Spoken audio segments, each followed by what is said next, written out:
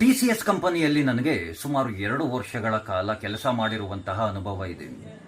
ಹಾಗಾಗಿ TCS ಕಂಪನಿಯ ಬಗ್ಗೆ ನನ್ನ ಒಂದಷ್ಟು ಅನುಭವದ ಮಾತುಗಳ ಜೊತೆಗೆ ಈ ಕಾರ್ಪೊರೇಟ್ ಕಂಪನಿಗಳ ಕರಾಳವಾದ ಮುಖವನ್ನು ನಾನಿವತ್ತು ನಿಮ್ಮೆಲ್ಲರ ಮುಂದೆ ತೆರೆದಿಡುವಂತಹ ಪ್ರಯತ್ನವನ್ನು ಮಾಡ್ತಾ ಇದ್ದೀನಿ.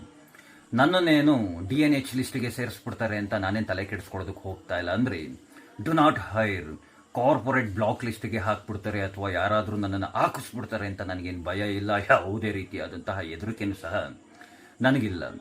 ಈ ಕಾರ್ಪೊರೇಟ್ ಕಂಪನಿಗಳಲ್ಲಿ ಅಮಾಯಕ ಮುಗ್ಧ ಹೆಣ್ಣು ಮಕ್ಕಳನ್ನು ಯಾವ ರೀತಿಯಾಗಿ ತಮ್ಮ ಮೋಸದ ಬಲೆಗೆ ಬೀಳಿಸ್ಕೊಳ್ತಾರೆ, ಹಾಗೆ ಅವರನ್ನು ಯಾವ ರೀತಿಯಾಗೆಲ್ಲ ಬಳಕೆಯನ್ನು ಮಾಡಿಕೊಳ್ತಾರೆ, ಅವರಿಗೆ ಯಾವ ಯಾವ ರೀತಿಯಾದಂತಹ ಕೆಟ್ಟ ಚಟಗಳನ್ನೆಲ್ಲ ಅಭ್ಯಾಸವನ್ನು ಮಾಡಿಸ್ತಾರೆ, ಅದು ಹೇಗೆ ಮಾಡಿಸ್ತಾರೆ, ಮದುವೆಯಾಗಿರುವಂತಹ ಮಹಿಳೆಯರ ಜೊತೆಯಲ್ಲಿ ಕಾರ್ಪೊರೇಟ್ ಸೆಕ್ಟರ್ಗಳಲ್ಲಿ ಯಾವ ರೀತಿಯಾಗಿ ಅಸಭ್ಯವಾಗಿ ನಡೆದುಕೊಳ್ತಾರೆ, ಜೊತೆಗೆ ಈ ನಮ್ಮ ಬೆಂಗಳೂರಿನಲ್ಲಿರುವಂತಹ ಕಾರ್ಪೊರೇಟ್ ಕಂಪನಿಗಳಲ್ಲಿ ದೇಶದ್ರೋಹಿಗಳು ನಮ್ಮ ದೇಶದ ಯಾವ ಯಾವ ಮೂಲೆಗಳಿಂದ ಯಾವ ಯಾವ ರೀತಿಯಾಗಿ ಯಾವ ಯಾವ ವೇಷದಲ್ಲಿ ಬಂದು ಸೇರ್ಕೊಂಡಿದ್ದಾರೆ ಎಂಬುವಂತಹ ಎಲ್ಲ ವಿಷಯಗಳನ್ನು ನಾನಿವತ್ತು ನೇರವಾಗಿಯೇ ನಿಮ್ಮೆಲ್ಲರ ಮುಂದೆ ತೆರೆದಿಡುವಂತಹ ಪ್ರಯತ್ನವನ್ನು ಮಾಡ್ತಾ ಇದ್ದೀನಿ. ಮೊದಲಿಗೆ ನಮ್ಮ ಹಿಂದೂ ಹೆಣ್ಣುಮಕ್ಕಳು ಯಾರೇಳಿ, ನಮ್ಮ ಘನತೆತ್ತ ಹಿಂದೂ ಹೆಣ್ಣುಮಕ್ಕಳು ತಂದೆ ತಾಯಿಂದರ ಮಾತುಗಳನ್ನು ಚಾಚು ತಪ್ಪದಲ್ಲೇ ಕೇಳುವಂತಹ ಹೆಣ್ಣು ಮಕ್ಕಳು ಇತ್ತೀಚಿನ ದಿನಗಳಲ್ಲಿ ದುಡಿಯೋದಕ್ಕಿಂತ ಹೆಚ್ಚಾಗಿ ತಮ್ಮ ತಿರುಪೆ ಶೋಕಿಯನ್ನು ಮಾಡೋದಕ್ಕಾಗೇನೆ ಕಾರ್ಪೊರೇಟ್ ಕಂಪನಿಗಳಿಗೆ ಸೇರಿಕೊಳ್ಳುವಂಥವರ ಸಂಖ್ಯೆ ಇತ್ತೀಚಿನ ದಿನಗಳಲ್ಲಿ ಹೆಚ್ಚಾಗ್ತಾ ಇದೆ. ಹಾಗೆಯೇ ಮನೆಯಲ್ಲಿ ನಮಗೆ ಮದುವೆ ಮಾಡಿಬಿಡ್ತಾರೆ ಅಂತೆಲ್ಲ ಹೆದರುಕೊಂಡು ಭಯಪಟ್ಟು ದೂರದ ಊರುಗಳಿಂದ ಬೆಂಗಳೂರಿಗೆ ಬಂದು ಬೆಂಗಳೂರಿನಲ್ಲಿರುವಂತಹ ಯಾವುದೋ ಒಂದು ಕಂಪನಿಯಲ್ಲಿ ಕೆಲಸವನ್ನು ಪಡೆದುಕೊಂಡು PGಯಲ್ಲಿ ಉಳಿದುಕೊಳ್ಳುವಂತಹ ಹೆಣ್ಣು ಮಕ್ಕಳು, ಈ ರೀತಿಯಾಗಿ ತಂದೆ ತಾಯಿಯನ್ನು ಬಿಟ್ಟು ದೂರದ ಊರುಗಳಿಂದ ಬೆಂಗಳೂರಿಗೆ ಬಂದು ಯಾರೆಲ್ಲ PGಯಲ್ಲಿ ಉಳ್ಕೊಂಡಿರ್ತಾರೆ, ಇಂತಹ ಹೆಣ್ಣು ಮಕ್ಕಳಲ್ಲಿ ಆಲ್ಮೋಸ್ಟ್ ನಾವುಗಳೆಲ್ಲ ಗಮನಿಸಿರೋ ಹಾಗೆ ತುಂಬ ಮಾನಸಿಕವಾದಂತಹ ಒತ್ತಡಗಳನ್ನು ಅನುಭವಿಸ್ತಾ ಇರ್ತಾರೆ. ಕಂಪ್ನಿಯಲ್ಲಿ ಒಂದು ರೀತಿಯಾದಂತಹ ಒತ್ತಡ ಇರುತ್ತೆ, ತಂದೆ ತಾಯಿನ ಬಿಟ್ಟು ದೂರದ ಊರುಗಳಿಂದ ಬಂದಿರ್ತಾರೆ, ಹೊಸದಾದಂತಹ ಜಾಗ, ಹೊಸದಾದಂತಹ ವೆದರ್. ಕೆಲವೊಂದಷ್ಟು ಹೆಣ್ಣು ಮಕ್ಕಳು ಡಿಪ್ರೆಷನ್ಗೆ ಸಹ ಹೊರಟೋಗ್ಬಿಟ್ಟಿರ್ತಾರೆ. ಇಂತಹ ಹೆಣ್ಣು ಮಕ್ಕಳನ್ನೇ ಮುಖ್ಯವಾಗಿ ಟಾರ್ಗೆಟ್ ಮಾಡುವಂತಹದ್ದು ಕಂಪನಿಗಳಲ್ಲಿ. ಇಂತಹ ಹೆಣ್ಣು ಮಕ್ಕಳನ್ನು ಟಾರ್ಗೆಟ್ ಮಾಡಿ ತಮ್ಮ ಮೋಸದ ಬಲಿಯಲ್ಲಿ ಬೀಳಿಸ್ಕೊಂಡು ತಮ್ಮ ವೈಯಕ್ತಿಕ ಉದ್ದೇಶಗಳಿಗಾಗಿ ಇಂತಹ ಹೆಣ್ಣು ಮಕ್ಕಳನ್ನೇ ಬಳಕೆಯನ್ನು ಮಾಡಿಕೊಳ್ತಾರೆ.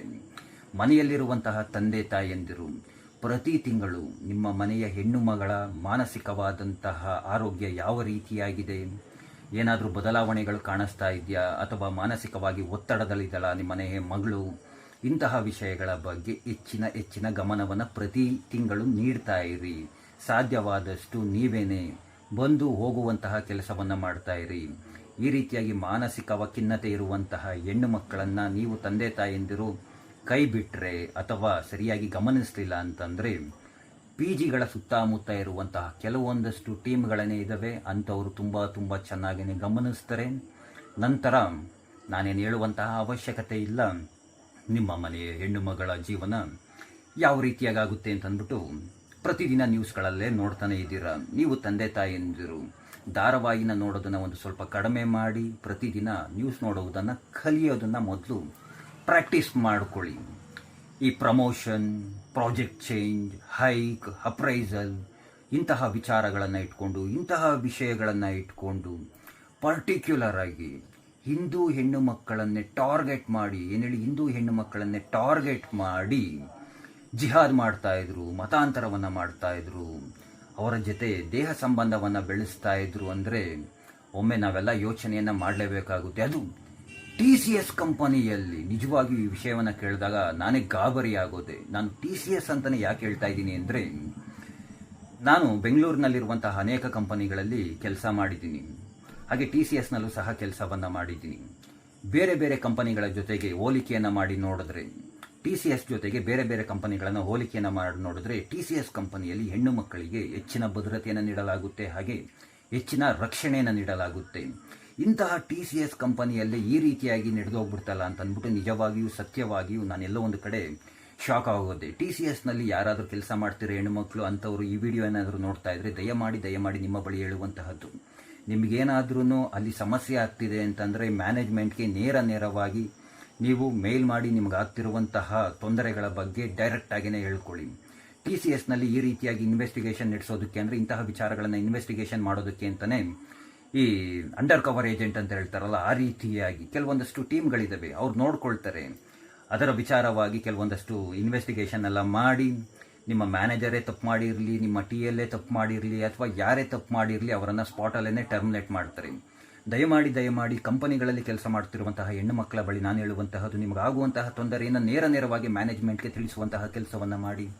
ಹಾಗೆ ಅದರ ಸ್ಕ್ರೀನ್ಶಾಟ್ ಸಹ ಇಮೇಲ್ ಏನಿದೆ ಅದರ ಸ್ಕ್ರೀನ್ಶಾಟ್ ಆಗಿರ್ಬೋದು, ಅಥವಾ ನಿಮಗೆ ಬೇಕಾಗಿರುವಂತಹ ಡಾಕ್ಯುಮೆಂಟ್ಸ್ಗಳನ್ನು ನೀವು ವೈಯಕ್ತಿಕವಾಗಿ ಸಂಗ್ರಹಿಸಿ ಹಿಡಿದುಕೊಳ್ಳುವಂತಹ ಕೆಲಸವನ್ನು ತಪ್ಪದೆಲ್ಲೇ ಮಾಡಿ.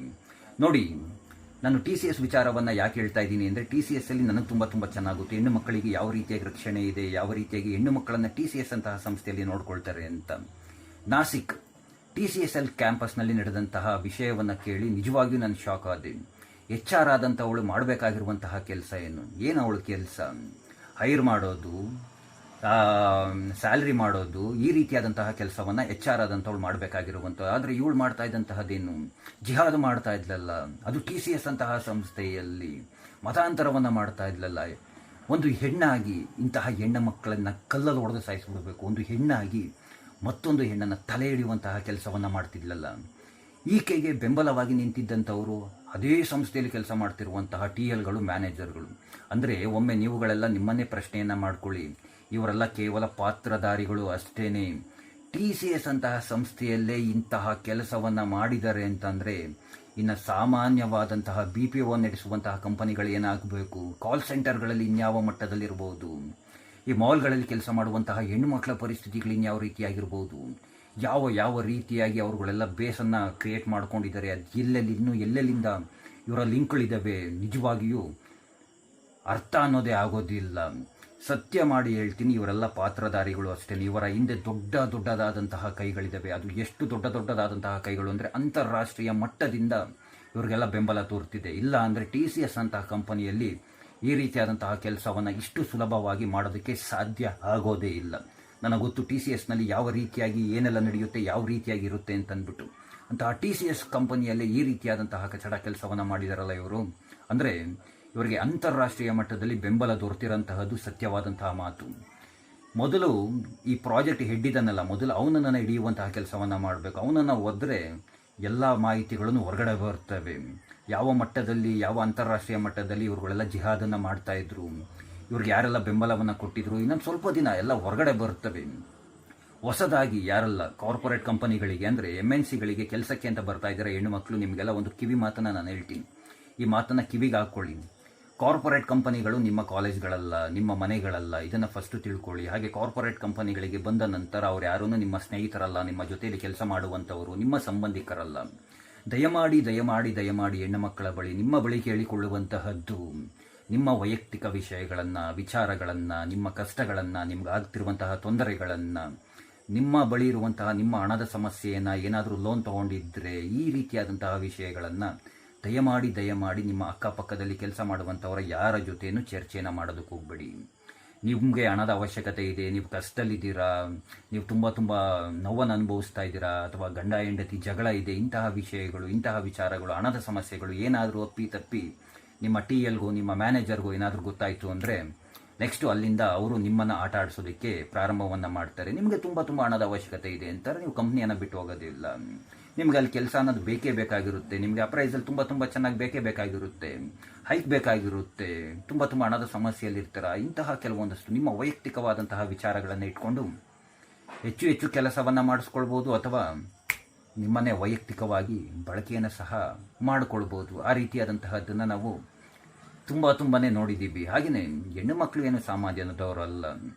ಅಪ್ರೈಸಲ್ ವಿಚಾರವಾಗಿ ಬಂದಾಗ ಅಥವಾ ಪ್ರಮೋಷನ್ ವಿಚಾರಗಳೆಲ್ಲ ಬಂದಾಗ ಬೇರೆ ಬಿಡಿ, ಅದನ್ನು ಇವಾಗ ಮಾತನಾಡುವಂತಹ ಸಮಯ ಅಲ್ಲ.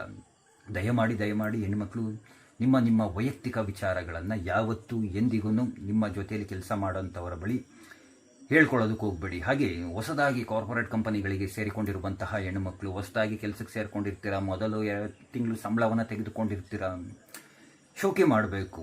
ಏನೇಳಿ ಕಾಲೇಜ್ ಲೈಫ್ ಮುಗಿಸ್ಕೊಂಡು ಕಾರ್ಪೊರೇಟ್ ಲೈಫ್ ಬಂದಿರ್ತೀರ, ಶೋಕಿ ಮಾಡಬೇಕು, ವೀಕೆಂಡ್ ಪಾರ್ಟಿಗಳಿಗೆ ಹೋಗಬೇಕು. ಈ ರೀತಿಯಾಗಿ ವೀಕೆಂಡ್ ಪಾರ್ಟಿಗಳಿಗೆ, ಹಾಗೆ ಕ್ಲೈಂಟ್ಸ್ ಪಾರ್ಟಿಗಳಿಗೆ ಹೋಗೋದಕ್ಕಿಂತ ಮುಂಚೆ ನೀವು ಯಾರ ಜೊತೆ ಹೋಗ್ತಾ ಇದ್ದೀರಾ, ಎಲ್ಲಿಗೆ ಹೋಗ್ತಾ ಇದ್ದೀರಾ, ನೀವು ಕುಡಿಯೋದಕ್ಕಿಂತ ಮುಂಚೆ ಏನು ಕುಡಿತಾ ಇದ್ದೀರಾ, ಹಾಗೆ ಸೇದೋದಕ್ಕಿಂತ ಮುಂಚೆ ಏನು ಸೇದ್ತಾ ಇದ್ದೀರಾ, ಇದೆಲ್ಲದರ ಬಗ್ಗೆ ಹೆಚ್ಚು ಹೆಚ್ಚು ಗಮನವನ್ನು ವಹಿಸಿ. ಇಲ್ಲ ಅಂತಂದರೆ ನೀವು ಕುಡಿಯೋದ್ರಲ್ಲಿ ಏನೆಲ್ಲ ಮಿಕ್ಸ್ ಮಾಡ್ಬೋದು, ಅಥವಾ ನೀವು ಸೇದೋದ್ರಲ್ಲಿ ಏನು ಬೇಕಾದ್ರೂ ಸೇದಿಸ್ಬೋದು. ನಿಮಗೆ ಇಂತಹ ವಿಚಾರಗಳನ್ನು ಹೇಳಿದ್ರೆ ಅಯ್ಯೋ ಇವನೊಬ್ಬ ಕೋಮುವಾದಿ ಹಾಗೆ ಹೀಗೆ ಅಂತ ಅಂದ್ಬಿಟ್ಟು ತಿಳ್ಕೊಳ್ತೀರ. ಇವುಗಳೆಲ್ಲ ನಾವು ಬೇರೆ ಬೇರೆ ಕಂಪನಿಗಳಲ್ಲಿ ಹಾಗೆ ಹೊರಗಡೆ ಕೇಳಿರುವಂತಹದ್ದು, ಕೆಲವೊಂದಷ್ಟು ನೋಡಿರುವಂತಹದ್ದು. TCS ಅಂತ ಹೇಳಿದ್ನಲ್ಲ, TCS ನಾನಿದ್ದಿದ್ದು ಥಿಂಕ್ ಕ್ಯಾಂಪಸ್ನಲ್ಲಿ. ಈ ವಿಡಿಯೋನ ಯಾರಾದರೂ ನೋಡ್ತಾ ಇದ್ರೆ ಬ್ಯಾಕ್ ಗೇಟ್ ಇದೆಯಲ್ಲ, ಆ ಬ್ಯಾಕ್ ಗೇಟಲ್ಲಿ ಹಿಂದೆ ಹೋಗಿ ಹಾಗೆ ನೀವು ಆ ಒಳಗಡೆ ಹೋದರೆ ಮೆಸ್ಗಳಿದೆಯಲ್ಲ, ಆಂಧ್ರ ಮೆಸ್ಗಳೆಲ್ಲ ಇದೆಯಲ್ಲ, ರಾತ್ರಿ ಊಟಕ್ಕೆ ಹೋಗ್ತೀವಲ್ಲ ನಾವುಗಳೆಲ್ಲ, ಆ ಕಡೆ ಹಿಂದೆ ಹೋಗಿ ಅದೆಷ್ಟು ಸ್ಮೆಲ್ ಬರುತ್ತೆ, ಗಾಂಜಾ ಸ್ಮೆಲ್ಲು ಅಂತ ಅಂದ್ಬಿಟ್ಟು. TCSನಲ್ಲಿ ಅದೆಷ್ಟು ಜನ ಇದ್ದಾರೆ, ಎಲ್ಲ ಗಾಂಜಾ ಹೊಡೆದ್ಬಿಟ್ಟು ಒಳಗಡೆ ಬಂದ್ಬಿಟ್ಟು ಕೆಲಸ ಮಾಡೋಂಥವ್ರು ಇದ್ದಾರೆ. TCS ಮಾತ್ರ ಅಲ್ಲ, ಇನ್ನೂ ಅನೇಕ ಕಂಪನಿಗಳಲ್ಲಿ ಎಲ್ಲ ಸೇದ್ಬಿಟ್ಟೇನೆ, ಗಾಂಜಾ ಹೊಡೆದ್ಬಿಟ್ಟೇನೆ ಬಂದ್ಬಿಟ್ಟು ಕೆಲಸ ಮಾಡ್ತಾರೆ. ಅದು ಏನು ಕೆಲಸ ಮಾಡ್ತಾರೋ, ಹೀಗೆ ಕೆಲಸ ಮಾಡ್ತಾರೋ ನಮಗಂತೂ ಗೊತ್ತಿಲ್ಲ. ಇನ್ನು ತುಂಬ ಜನ ಡ್ರಿಂಕ್ಸ್ ಮಾಡೇ ಬಂದು ಕೆಲಸ ಮಾಡೋಂಥವ್ರು ಇದ್ದಾರೆ. ತುಂಬ ಇದೆ. ನಾವುಗಳು ಇಂತಹ ವಿಚಾರಗಳನ್ನೆಲ್ಲ ಹೇಳೋದಕ್ಕಾಗೋದಿಲ್ಲ. ಇಲ್ಲಿ ಹೆಣ್ಣುಮಕ್ಳು ವಿಚಾರ ಆಗಿರೋದ್ರಿಂದ ಹೆಣ್ಣುಮಕ್ಳು ವಿಚಾರವನ್ನು ಮಾತ್ರ ಹೇಳ್ತಾ ಇದ್ದೀನಿ. ದಯಮಾಡಿ ಹೆಣ್ಣುಮಕ್ಳು ಕ್ಲೈಂಟ್ಸ್ ಪಾರ್ಟಿ, ಆ ಪಾರ್ಟಿ ಈ ಪಾರ್ಟಿ ಅಂತ ಅಂದ್ಬಿಟ್ಟು ಹೊರಗಡೆ ಹೋಗೋದಕ್ಕಿಂತ ಮುಂಚೆ ಸ್ವಲ್ಪ ಹೆಚ್ಚಿನ ಗಮನವನ್ನು ಕೊಡಿ. ಹೆಚ್ಚಿನ ಗಮನವನ್ನು ಕೊಟ್ಟು ಪಾರ್ಟಿಗಳಿಗೆ ಹೋಗಿ, ಕೆಪಾಸಿಟಿ ಇಲ್ಲ ಅಂದ್ರೂ ಹೆಚ್ಚು ಕುಡಿಯೋದಕ್ಕೆ ಹೋಗಬೇಡಿ, ಅಥವಾ ಅವ್ರು ಕೊಟ್ಟಿದ್ದನ್ನೆಲ್ಲ ಸೇದೋದಕ್ಕೆ ಹೋಗಬೇಡಿ. ನಾವೆಲ್ಲ ಇವನ್ನೆಲ್ಲ ನೋಡಿರೋಂಥವ್ರು.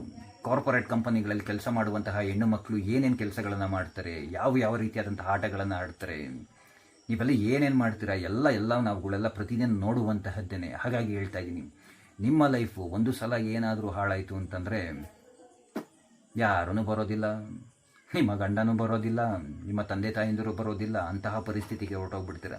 ಹಾಗಾಗಿ ದಯಮಾಡಿ ನಾನು ಹೆಣ್ಣು ಮಕ್ಕಳಲ್ಲಿ ಕೇಳಿಕೊಳ್ಳುವಂತಹದ್ದು, ನೀವು ಪಾರ್ಟಿಗಳಿಗೆ ಹೋಗಿ, ಅಲ್ಲಿ ಹೋಗಿ ಬೇಡ ಅಂತ ಹೇಳೋದಿಲ್ಲ, ಬಟ್ ಯಾರ ಜೊತೆ ಹೋಗ್ತಿದ್ದೀರಾ, ಏನು ಮಾಡ್ತಾ ಇದ್ದೀರಾ ಅನ್ನೋ ವಿಚಾರಗಳನ್ನು ಸರಿಯಾಗಿ ತಿಳ್ಕೊಳ್ಳಿ.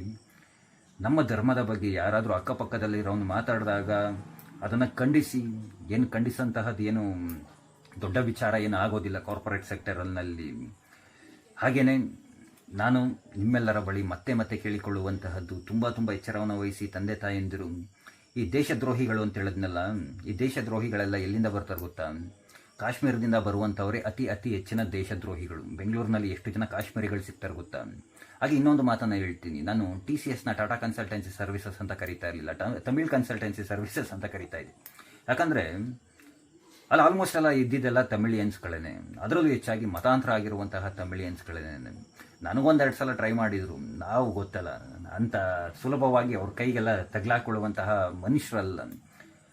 ಹಾಗಾಗಿನೇ ಇಂತಹ ವ್ಯಕ್ತಿಗಳ ಬಗ್ಗೆ ತುಂಬ ಎಚ್ಚರವನ್ನು ವಹಿಸಿ, ಈ ಕಾಶ್ಮೀರದಿಂದ ಯಾರೆಲ್ಲ ಬಂದಿದ್ದಾರೆ ಅಂಥವ್ರ ಕೈಗೆ ಒಮ್ಮೆ ಭಾರತದ ಬಾವುಟವನ್ನು ಕೊಟ್ಟು ನೋಡಿ, ಅವ್ರ ಕೈಯಲ್ಲೂ ಸಹ ಮುಟ್ಟೋದಿಲ್ಲ. ಅಂತಹ ದೇಶದ್ರೋಹಿಗಳು ಅವ್ರುಗಳೆಲ್ಲ.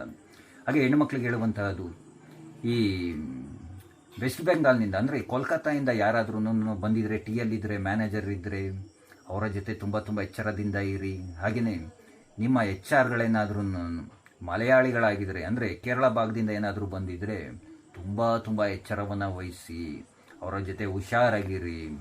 ಈ ಕಾರ್ಪೊರೇಟ್ ಕಂಪನಿಗಳಲ್ಲಿ ಏನು ಟ್ಯಾಲೆಂಟ್ ಇಟ್ಕೊಂಡೆ ಕೆಲಸವನ್ನು ತೆಗೆದುಕೊಳ್ಬೇಕು ಅಂತ ಏನಿಲ್ಲ. ಇತ್ತೀಚಿನ ದಿನಗಳಲ್ಲಿ ಅದೊಂದು ರೀತಿಯಾದಂತಹ ಜಾಲ ಆಗಿಬಿಟ್ಟಿದೆ.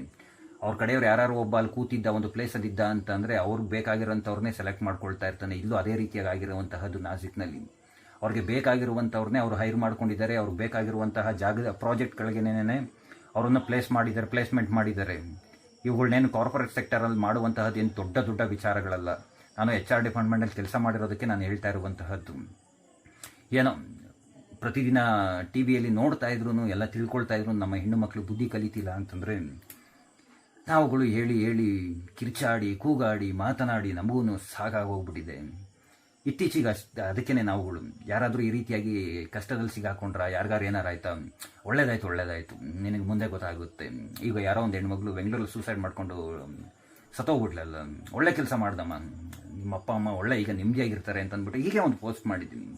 ದಯಮಾಡಿ ನಾನು ಪೋಷಕರಲ್ಲಿ ಹೇಳುವಂತಹದ್ದು, ನಿಮ್ಮ ಮನೆಯ ಹೆಣ್ಣು ಮಕ್ಕಳಿಗೆ ಸಂಸ್ಕಾರವನ್ನು ಕಲಿಸಿ, ನಮ್ಮ ಧರ್ಮದ ಬಗ್ಗೆ ಮಾಹಿತಿಗಳನ್ನು ನೀಡಿ, ಅವರು ಕೇಳುವಂತಹ ಪ್ರಶ್ನೆಗಳಿಗೆ ಉತ್ತರಿಸಿ, ಸಂಸ್ಕಾರ ಇಟ್ಟು ಬೆಳೆಸಿ.